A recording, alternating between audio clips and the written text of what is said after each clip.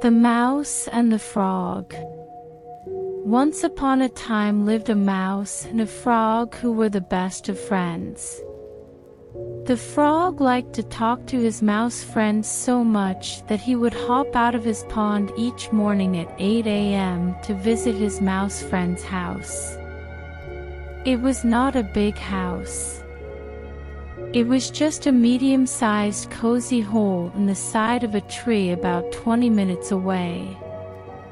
They would talk about interesting or funny topics, have breakfast together, and by 11 a.m., the frog would say goodbye and hop home. The mouse was certainly a very happy mouse.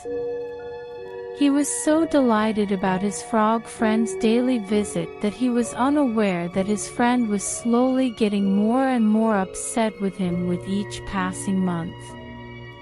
The frog was slowly turning into an enemy, more than into a close friend. But the mouse had no idea what was going on.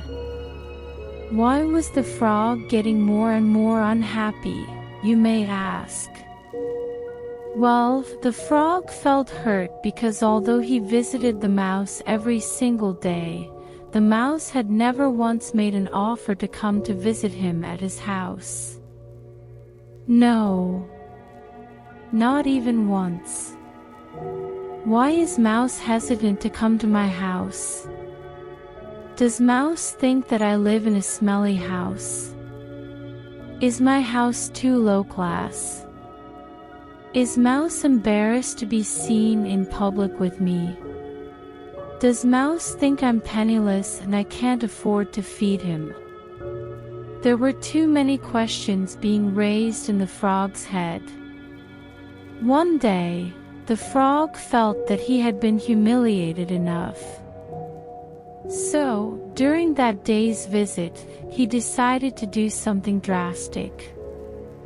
Throughout breakfast, the frog secretly tied one end of a string around his own leg and he sneakily tied the other end to the mouse's tail. And when the clock struck 11 a.m., the frog quickly stood up and hopped away, dragging the helpless and shocked mouse behind him.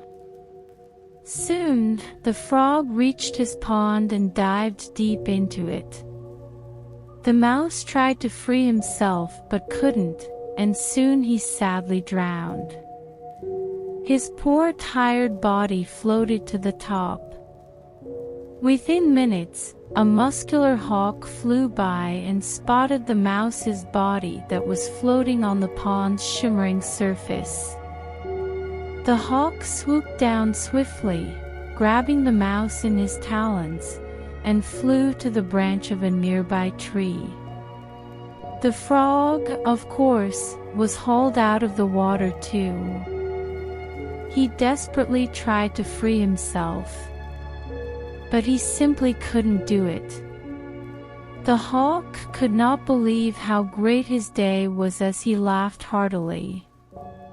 He soon puts an end to the frog's struggles by having the frog for dinner after eating the mouse for lunch.